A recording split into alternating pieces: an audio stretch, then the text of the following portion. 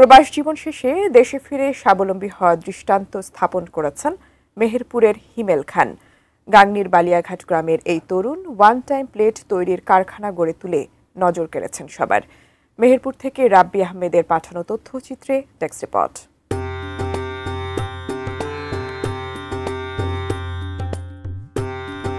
মেহেরপুরের গাংনী উপজেলার বালিয়াঘাট গ্রামের যুবক হিমেল খান জীবিকার সন্ধানে 10 বছর আগে পাড়ি জমিয়েছিলেন সিঙ্গাপুরে। প্রবাসী জীবনের কষ্টের কথা আজও ভুলতে পারেননি তিনি। তবে সেই কষ্টই তাকে স্বাবলম্বী হওয়ার প্রেরণা জুগিয়েছে। দেশে ফিরে নিজের টাকায় গড়ে তোলেন একটি ওয়ান টাইম প্লেট তৈরির কারখানা। 8 লাখ টাকা বিনিয়োগ করে যাত্রা শুরু করেন। এই কারখানা এখন সফলতার দৃষ্টান্ত। হিমেলের কারখানায় তৈরি প্লেট মেহেরপুর জেলার চাহিদা পূরণ করে কুষ্টিয়া ও চুয়াডাঙ্গা জেলার বাজারেও সরবরাহ হচ্ছে। প্লাস্টিকের বিকল্প হিসাবে পরিবেশ বান্ধব অন টাইম প্লেটের ব্যবহার বাড়ছে, আর সেই চাহিদার জায়গা থেকেই হিমেলের এই উদ্যোগ। প্রবাস লাইফটা ওটা আমি দীর্ঘ 10 বছর ছিলাম। ওটা যে থাকে সেই বলতে পারে যে লাইফটা কেমন। তো দেশে চাকরি যে অবস্থা, যদি চাকরি পাই তাহলে তো আলহামদুলিল্লাহ।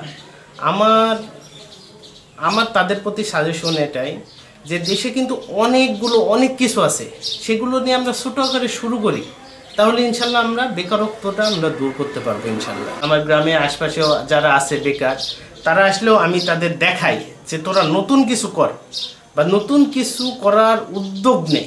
একটা উদ্যোক্তাই কেবল পারে সমাজের, জেলার, দেশের পরিবর্তন আনতে, এটা আমি মনে করি।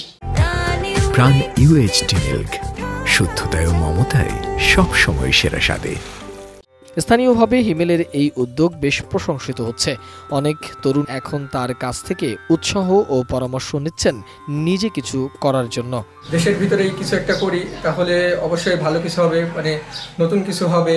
আর হিমেল ভাই যে উদ্যোগটা নিয়েছে অনেক ভালো, আমাদের গ্রামে নতুন, এটা আগে কখনো দেখিনি। অনেক সুন্দর একটা কারখানা করছে on time plate.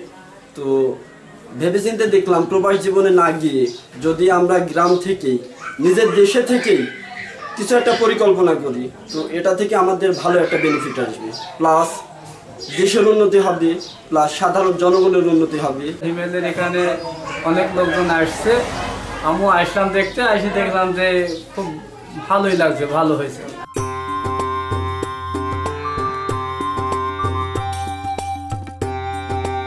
Desk report, ATN news.